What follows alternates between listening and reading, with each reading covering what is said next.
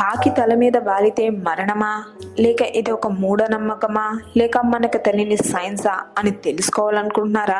అయితే తప్పకుండా ఈ వీడియో చూడాల్సిందే. కాకి తల మీద పడితే మరణమని లేదా తల స్నానం చేయాలని మన పెద్దవాళ్ళు చెప్తుంటారు. ఇప్పుడున్న వారు ఇది చెప్తే ఇంకా మూఢనమ్మకాలు నమ్ముతున్నారా అని చెప్పి నవ్విపోతారు. కానీ దీని వెనక సైన్స్ దాగి ఉంది. అవును, మన పూర్వీకులు పెద్దవాళ్ళు చెప్పే తప్పేంటో తెలుసా? పిల్లలకు అలా చేసినప్పుడు ఎందుకు అలా చేస్తున్నారో చెప్పరు. ఉదాహరణకు మనం గుమ్మాలకు పసుపు రాస్తాం ఎందుకు అని అడిగితే చెప్పరు. అందుకే దానిని ఒక మూఢనమ్మకం అని చెప్పి వదిలేస్తారు.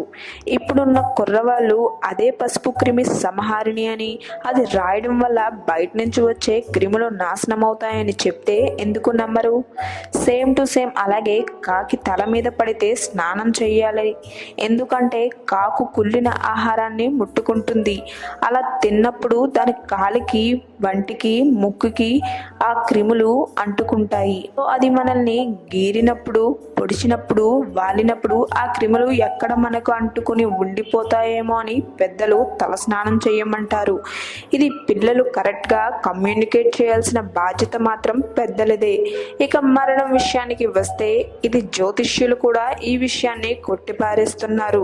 కానీ మన పూర్వీకులు కాకి రూపంలో మనకి కలుసుకోవచ్చని, అందుకే పిండ ప్రదానం చేసినప్పుడు కాకి పెట్టేలా చేస్తారని, సో కాకి మనల్ని తాకినప్పుడు ఒకసారి గుడికి వెళ్ళి 108 ప్రదక్షిణాలు చేస్తే చాలని చెప్తారు జ్యోతిష్యులు.